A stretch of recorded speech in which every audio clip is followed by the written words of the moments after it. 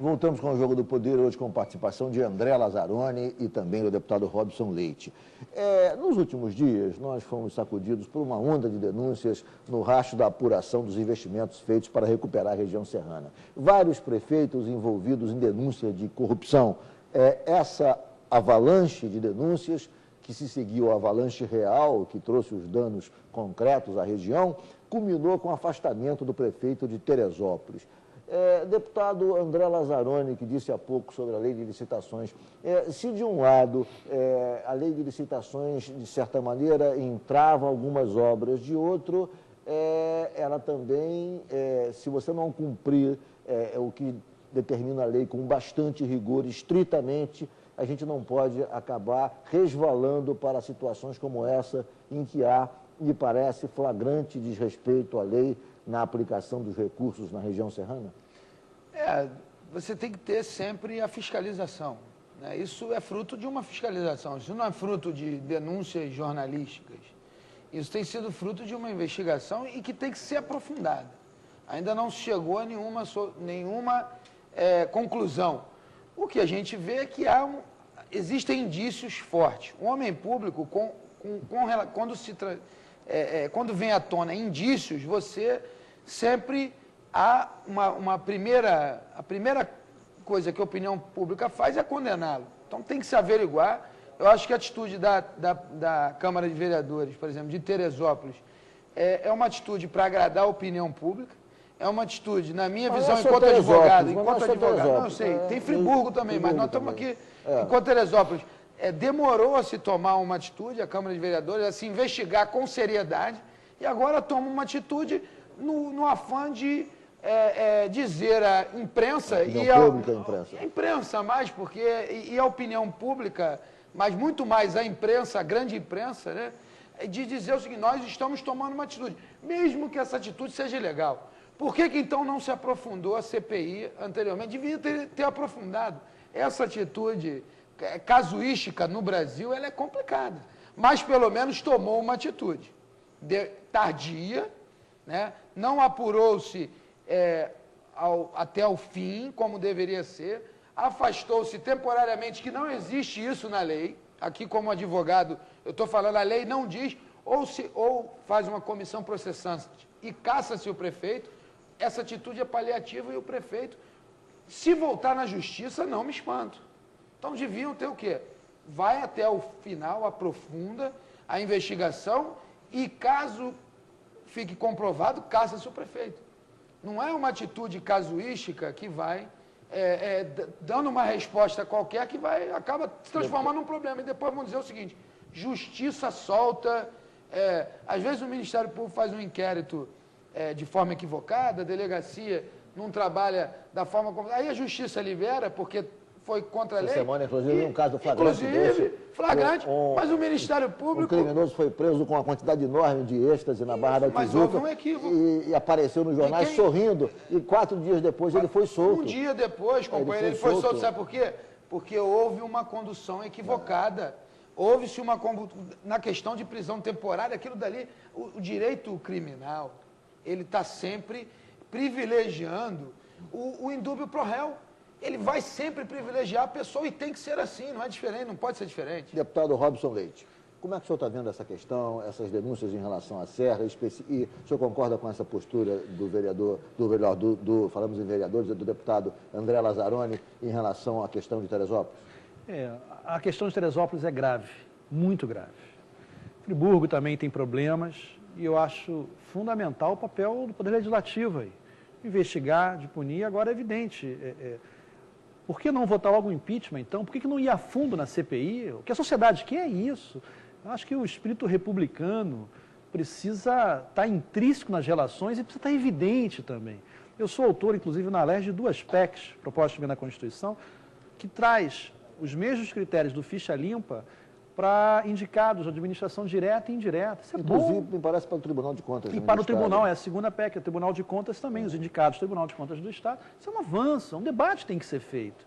E outra coisa também que eu tenho convicção, financiamento privado de campanha é pai e mãe da corrupção no Brasil. A gente não vai avançar enquanto nação se não tivermos uma reforma política. Mas essa reforma política, nós não temos tempo para entrar na discussão da reforma política, mas se a gente entrar na discussão... A mãe da corrupção no Brasil é hipocrisia. Não é financiamento público nem financiamento privado. Porque enquanto nós condenarmos o capital, existir essa condenação, porque você vai nas democracias, o financiamento ele é privado das campanhas, mas agora, as pessoas votam ali, nos Estados Unidos, que é a democracia onde todos falam da democracia, a democracia Suécia, capitalista. Noruega, nós estamos seguindo um modelo de democracia capitalista. Sim. Que é muito mais próximo do americano do que europeu. A mudança do financiamento da campanha implica numa mudança do sistema eleitoral. Você vai ter que sem dúvida, mas tem que fazer a mudança ampla. Você tem que ter uma mudança ampla e um debate amplo com a sociedade. Sem dúvida. Mas agora, despido de hipocrisia. Porque quando o cara vota lá nos Estados Unidos, por exemplo, no George W. Bush, ele sabe que está votando num camarada que vai fazer lobby pela indústria do petróleo. Ele não vota de forma enganada. O problema é que aqui as pessoas, muitas vezes, o interesse delas são mascarados. As pessoas não falam claramente, olha, eu tenho interesse aqui porque eu fui bancado pelas empresas tais.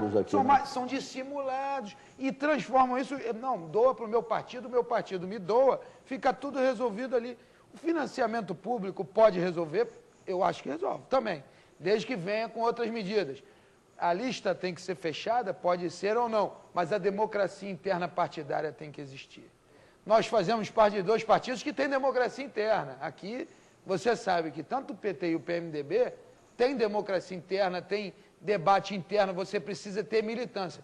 E os outros partidos menores? E os partidos que a gente sabe que tem dono? Será que isso vai favorecer só os caciques? Então vamos ter um debate mais amplo aí, Ricardo, precisa de um debate amplo. Engraçado, eu discordo do início da fala do André, mas eu concordo com a conclusão dele. Quando eu falo financiamento, sou um defensor entusiasta do financiamento público de campanhas. Quando eu coloco isso, trago isso para o debate, evidentemente dentro de um contexto de uma reforma ampla. Não há construção democrática com 36 partidos políticos e que 5, 6 têm um projeto democrático de construção de ideias e de debates e o restante está ali para fazer coisas pouco republicanas. Nós estamos aqui nos aproximando do fim do programa e tem um tema que eu acho de extrema importância para a gente levantar aqui agora, que é a CPI que o senhor preside na Assembleia Legislativa em relação aos trabalhos do ECAD. Durante muitos anos no Brasil, ouve-se dizer, há um embate. De um lado, os artistas dizendo que não recebem os direitos autorais. Há uma situação em que vários artistas, em vários momentos da vida cultural e política do país, se manifestaram dizendo, olha, a gente não recebe, por mais que faça sucesso, por mais que a nossa música toque no carnaval, esse dinheiro não chega até nós. De outro, os proprietários de bares, promotores de eventos, dizendo que pagam fortunas, TVs, rádios, pagam fortunas à entidade arrecadadora. No meio de tudo isso, existe uma instituição chamada ECAD. Escritório Central de Arrecadação Escritório Central de Arrecadação de Direitos Autorais, contra a qual há uma grande quantidade de denúncias, algumas comprovadas, outras ainda não. Fato que provocou uma CPI no Rio de Janeiro e uma CPI em Brasília, no Senado Federal. Ou seja, é de se supor que há realmente fortes indícios de irregularidade. Deputado André Lazzaroni, até agora, o que a CPI do ECAD já apurou em relação ao assunto? O que nós conseguimos até agora, e aí nós temos 30 dias de funcionamento, temos mais 60, quer dizer, estamos avançando muito devagar porque temos que ter responsabilidade. Há essa reclamação de um lado do sistema que paga, acha que paga muito, e do outro, dos artistas que dizem que não recebem os seus direitos autorais. O que nós percebemos até agora? Ou há má gestão, que é latente isso, é uma existência ou de má gestão ou de fraude, né, envolvendo aí as entidades arrecadadoras. Isso eu não posso afirmar. Mas a má gestão... Os jornais dão conta de que há compositores fantasmas que recebem recursos indevidamente. Mas isso eu posso colocar na conta, posso colocar ainda na conta da má gestão. Eu não posso afirmar, porque nós já pegamos claramente uma fraude, né, que foi levantada pelo jornal O Globo, salvo engano, e... Não, a partir de um determinado momento eles não avançaram mais, e nós avançamos. Conseguimos ouvir a menina que teria feito a fraude, ela participou, na audiência disse que foi de forma inocente, mas a gente já pegou essa fraude. Quer dizer, A pessoa vai lá, se coloca como músico, pegaram um CPF de um motorista lá de Bagé, quer dizer, e recebeu dinheiro sem ser compositor, e de uma família também que recebeu sem ser compositor. Mas até que ponto você tem realmente e efetivamente o envolvimento da diretoria do ECAD, a gente não pode afirmar ainda, dentro de 60 dias, e se possível, quer dizer, se possível, não, provavelmente nós iremos pedir a prorrogação, aí dentro de 90, 120 dias eu te dou essa resposta com mais precisão. Ok, marcaremos uma nova entrevista para saber a quantas anda a CPI do ECAD. A todos vocês, foi um prazer recebê-lo. Muito obrigado pela sua entrevista, deputado André Lazzaroni, pela sua presença. Muito obrigado, deputado Robson Leite, por ter comparecido ao Jogo do Poder nesse domingo. Obrigado principalmente a você, que de casa nos acompanhou até agora. O Jogo do Poder volta no próximo domingo, às 11 da noite. Muito obrigado pela audiência e até lá.